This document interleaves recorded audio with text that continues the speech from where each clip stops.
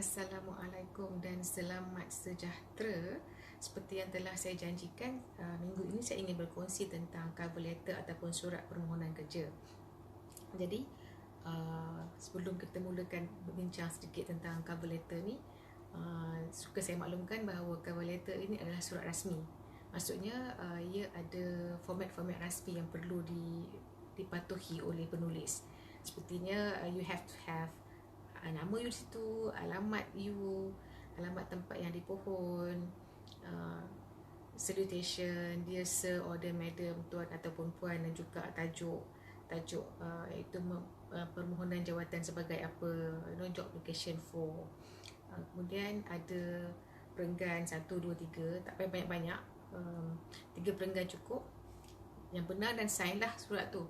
So when you want to do a cover letter, perkara pertama yang you perlu lakukan adalah you have to understand kerja yang dipohon. Cari maklumat tentang kerja tu ataupun lihat balik kepada iklan yang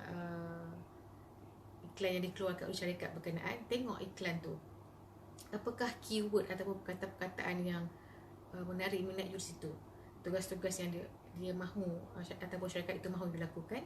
Dan juga tengok juga website syarikat tersebut supaya you faham syarikat tu macam mana.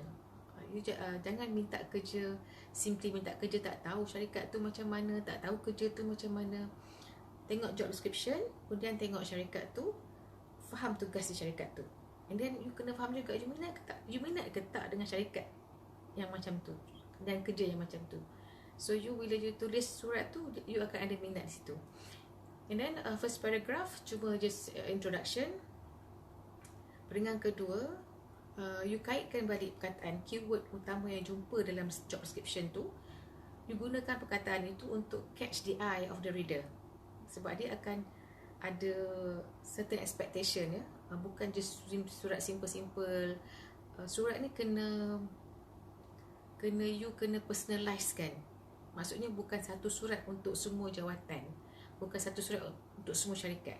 You kena tengok betul-betul, you nak minta kerja, jadi surat you tu mestilah personalize. Maksudnya untuk jawatan itu dan untuk syarikat itu. So you masukkan apa kelebihan you sedikit, gunakan keyword-keyword yang ada sedikit dalam job description tu, dan juga selitkan sedikit tentang contribution yang boleh dilakukan, sebab you dah ada certain skill yang syarikat itu mahukan, dan you selitkan juga di situ. And peringkat ketiga, just say thank you dan bagi tahu bila masa yang, ataupun lebih selamat bukan bila masa yang lebih sesuai, bila you maklumkan you bersedia untuk ditemuduga pada bila masa yang syarikat itu mahukan. So it's up to them. So lebih senanglah untuk mereka uruskan. Jadi surat yang akan catch the eye of the reader ni biasanya akan menyebabkan pembaca tu akan excited. So dia akan tengok resume you. Gambar yang berwarna you boleh letak di cover letter ataupun you boleh letak di resume.